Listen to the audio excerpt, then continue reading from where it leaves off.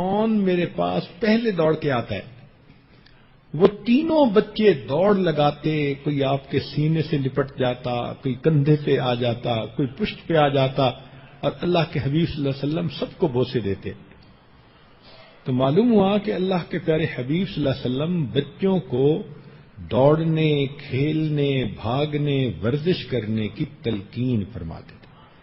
چنانچہ ایک مرتبہ حضرت حسن لانو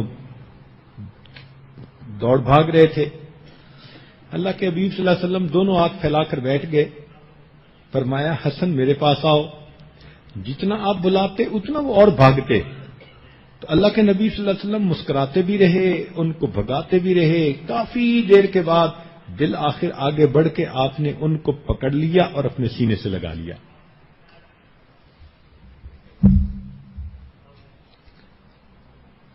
تو معلوم ہوا کہ بچوں کا آپس میں کھیلنا یہ بھی حدیث سے ثابت ہے، بچوں کا بڑوں کے ساتھ مل کر کھیلنا یہ بھی حدیث پاک سے ثابت ہے۔ اس لیے ہمارے بزرگوں میں سے بعض ایسے بزرگ بھی گزرے ہیں جو پہلوانی کرتے تھے۔ جنید بغدادی رحمۃ اللہ علیہ کے بارے میں آتا ہے کہ یہ شاہی پہلوان تھے، بادشاہ کا چیلنج تھا کہ ان کو کوئی نہیں گرا سکتا۔ اس زمانے میں ایک سید زادہ تھا کہ بہت کمزور سا تھا، گھر میں فاقے تھے۔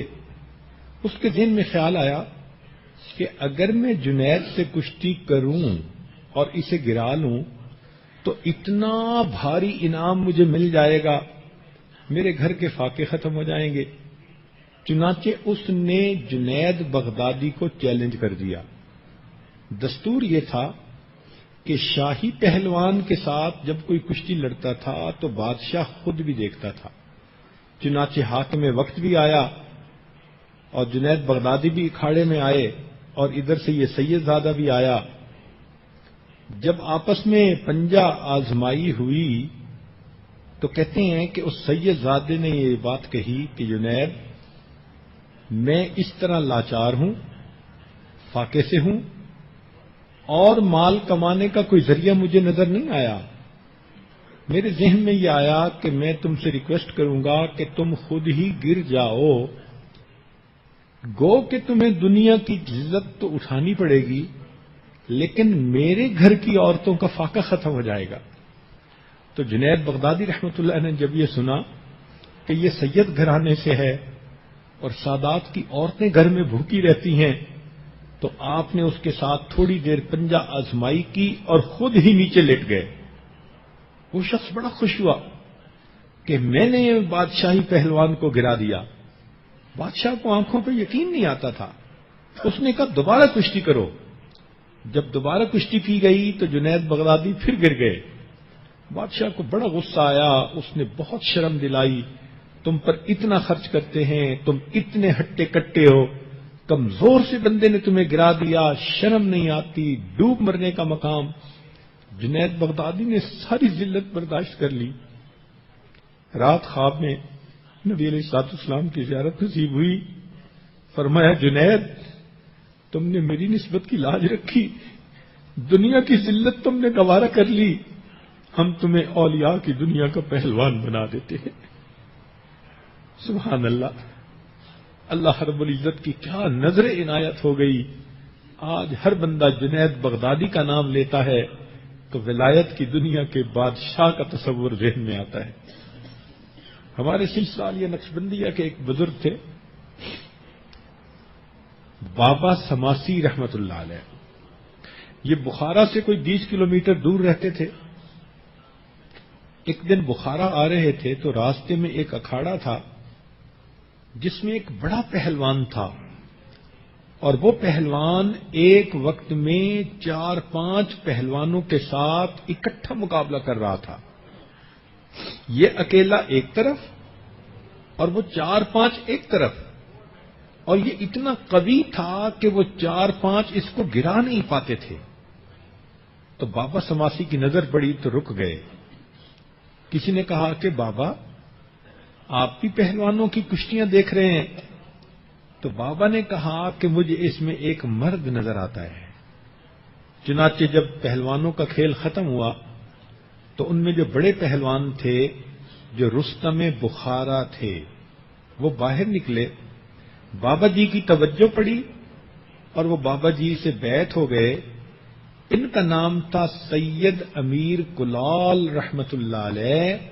یہ وہ بزرگ تھے کہ جن کا ایک مرید تھا جس کو شاہ نقش بند رحمت اللہ علیہ کہا جاتا ہے۔ واقعی پہلوان نے اپنی پہلوانی کا کیا کرتب دکھایا کہ ایک ایسے بندے کو انہوں نے اللہ سے واصل کر دیا۔ قریب کے زمانے میں ہمارے بزرگ اپنی صحت کا بہت خیال رکھتے تھے اور اس کے لیے باقاعدہ واک کیا کرتے تھے۔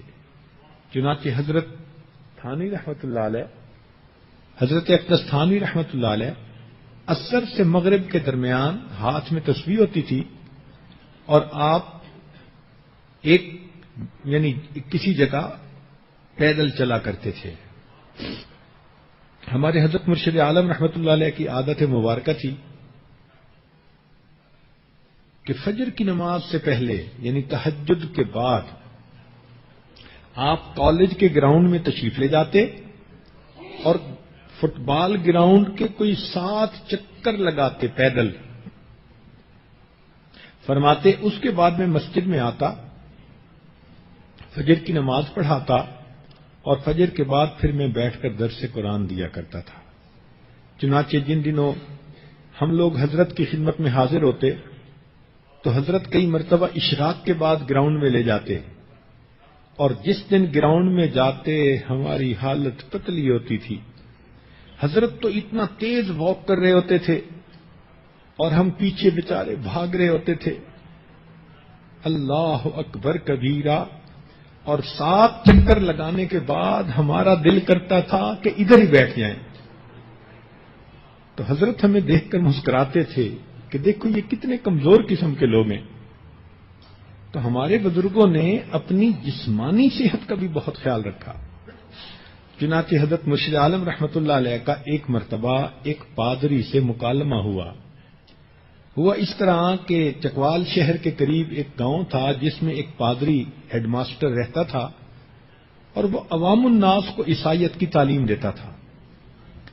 حضرت رحمت اللہ علیہ کو پتہ چلا تو حضرت مرشد عالم رحمت اللہ علیہ اس سے ملاقات کے لیے تشریف لے گئے کہ میں اس کو جا کر کہوں کہ تمہیں کوئی بات کرنی ہے تو علماء سے کرو، عوام کو کیوں تم پریشان کرتے ہو۔